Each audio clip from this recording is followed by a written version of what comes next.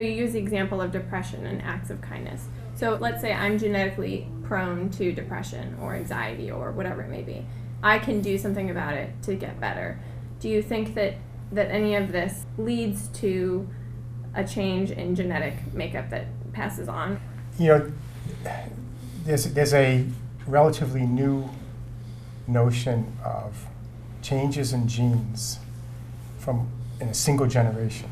So we know Darwin taught that evolution takes tens of thousands of years, and the survival of the fittest is totally random. May the best and strongest survive.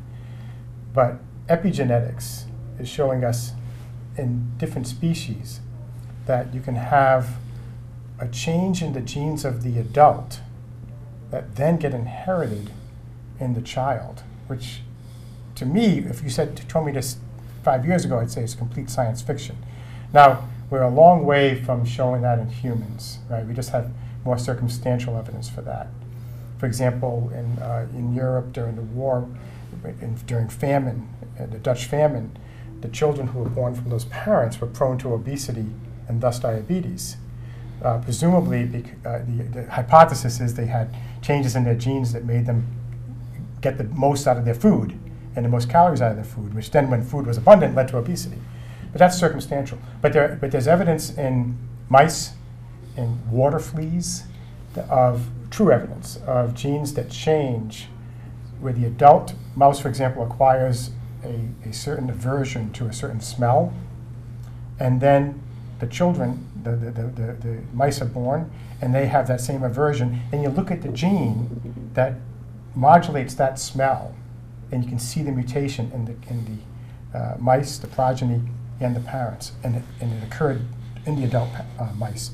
This is very controversial work, but that paper was published in Nature Neuroscience, which is one of the top journals in the world with high impact. So it's still controversial, but people need to start taking it more seriously. This is what has been called soft inheritance, right? Yes, well, transgenerational evolution. Yeah, transgenerational. And believe me, when you talk about this stuff, the conservative evolutionary biologists, the Darwinians, who don't really do experiments but do a lot of lecturing, will come out and attack you and say, no, it's all random. You're imposing some type of intelligence in the system. And we're really not. We're just saying that biology is very smart. It's self-organizing, that when A affects B, B must affect A. It's just action and reaction and balance and organization that drives this. And that's not so hard to believe. If you ask me, nothing is random. I think randomness is the hardest thing to prove.